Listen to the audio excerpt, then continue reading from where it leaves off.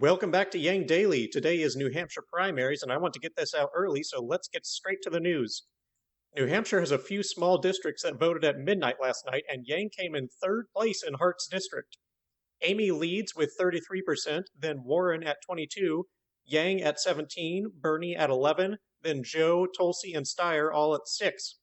This, of course, is a very early result in a very small district, so don't expect this to represent the broader results, but it's going to help shape perspective for everyone who does vote after, which is great for us. Of all the results collected thus far, Yang is just one vote behind Bernie, putting him in fourth place. If we can hold fourth, I will be very happy. Fifth would be decent too at this point, but 70% of primary voters in New Hampshire are over the age of 60, which is why we see Klobuchar at the top. Given that, it's amazing that Yang has done so well in the early precincts. Humorously, Biden has already abandoned the state and moved on.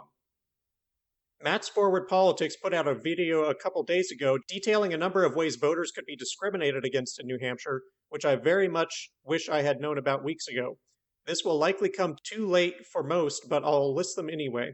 First off, apparently New Hampshire is not a completely open primary, only partially open, meaning anyone can vote in the Democratic primary except for registered Republicans. And it's too late to change registration with the deadline having passed a couple weeks back. That could hurt us, as we have far more support with Republicans than anyone else does. I hope all our Republican Yang Gang were aware of this in time. Caution number 2, if you're unaffiliated or registered as a Democrat, Matt warns that they could claim the system hasn't updated with your registration status, so it's best to bring a printout of your registration status with you. Number 3, areas where establishment candidates are not expected to do well may turn out to have too few precincts, causing long lines to discriminate against the working class and give the retired demographic, who largely prefer establishment candidates, the advantage. I may be able to help a little bit with this one. On the New Hampshire state site, it says that you can request an absentee ballot from the city clerk if you can't make it to the voting booth due to a religious holiday. So if you are unable to get through the lines today, go to the city clerk and try that. If they want to know the holiday, tell them it's none of their business. Just in case that doesn't work, make up a holiday for some obscure religion. Maybe Rastafarianism or the Flying Spaghetti Monster, I don't know. Be creative. Number 4, there have been cases in the past, particularly in 2016, where people who are expected to vote for a non-establishment candidate are given fake ballots.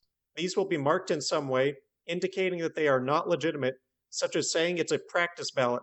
Check your ballot in detail to make sure it is valid. In non-New Hampshire news, we got multiple new Yang music videos today. The first is a rap by Stories from the East, which is a call to action to vote for Yang and why you should. It's pretty bangin'. Poly New Digital also made their own music video, though in the very different genre of Deep South country music. Definitely my new favorite country music song. Check them both out in the links below. You will not regret it. We also got a new electability ad, finally. I am completely confident saying that the biggest failing of the campaign thus far has been the failure to make people aware that Yang is the most electable candidate according to all the data. It boggles my mind that they've been largely ignoring the most significant issue of the race when we are undeniably leading in it. Over and over, we hear that voters just want someone to beat Trump, and yet I haven't heard the campaign once mention his severe lead in swing voters, or that he's the only candidate with net positive favorability among all voters. How does this make any sense? This frustrates me so much, as you can tell. If we lose the race, I'm blaming it on this. What's worse is this new ad still isn't from the campaign. It's actually from the Math Pack. The ad includes the clip of Trump saying he's only afraid of an unknown non-politician, and Yang saying he's one of only 2 candidates to get over 10% of Republicans, that he has the most diverse coalition, that he can grow the party more than anyone else, and ends with the strong line, "If I'm the Democratic nominee, we win, that's the math." Good stuff. But, you know what it doesn't include? That he's number 1 in swing voters in favorability. Why are these strongest metrics not being used? Ugh, I don't get it. Chris Cuomo had an interview with Yang last night. They discussed fundraising, the importance of New Hampshire, Yang's comment on regulations alone being unable to end poverty or racial inequality, Bloomberg, and some other topics. Nothing really new or striking, but it was a very friendly interview from Cuomo, and it ended with Cuomo saying, quote, "We wish all candidates good luck, as long as they're acting in good faith, but I add another layer of hope for you, because you are talking about things in ways that we are not used to hearing in our politics, and I think it's good for the debate. I think you're good for the debate, and it's been a pleasure getting to know you.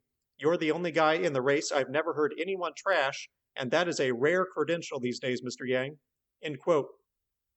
Heidi of Veterans for Yang unveiled a heartbreaking story today of her time working for the Yang campaign.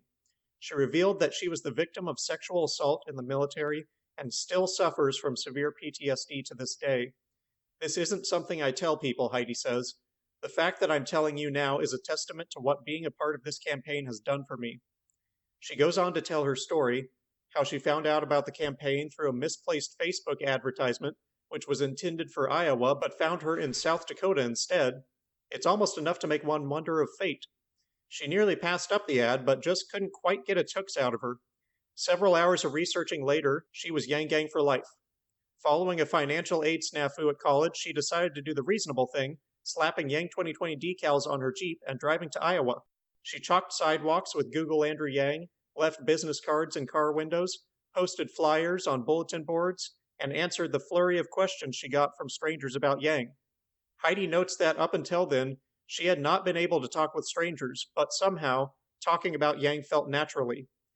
Eventually, Heidi visited a Yang Town Hall event, where her decked-out advertisement on wheels of a Jeep got her an offer to introduce Yang and later a job offer.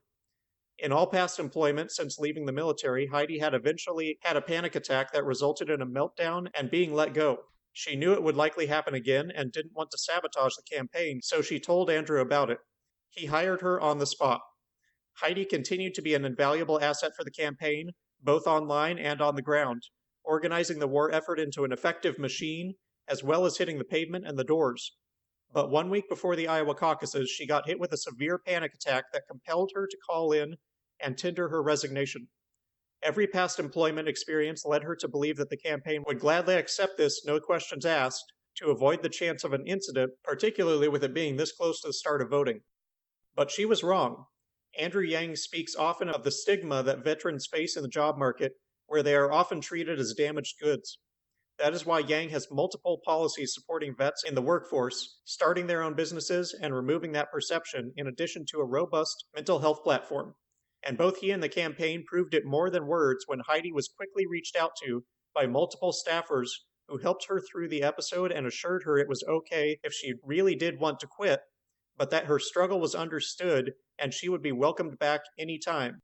They encouraged Heidi to rest for a couple of days, pick her dog up from the kennel, and return to the fight, dog included, when she was ready. And that's exactly what Heidi did. Following the Iowa caucuses, Heidi was let go with the other Iowa staff. She was called by Andrew directly, who ended the half-hour call by saying, "Regardless of whatever happens, you now have my number, and you have a friend for life." Heidi then put Andrew on speaker, and he spoke to her son, saying, "Thank you for letting us have your mom for the last several months. She's been invaluable, and I know you missed her." Heidi ends her story with this, quote, "I will never see another employer treat me so kindly, just as I haven't before. This campaign is the single most human thing I've ever been involved with." End quote. It wouldn't be half as human without you, Heidi. Thank you for all you've done and continue to do for us and your country. You are a hero on multiple fronts. And that's going to be our Yang News for today. If you're voting, make sure to bring proof of registration, check your ballot for tricks, and grab an absentee ballot if you can't get there. Check your local events, check out the new music videos, get on those volunteer leaderboards, and cross your fingers for New Hampshire. As always, please share this podcast so we can save people as much time as possible for volunteering.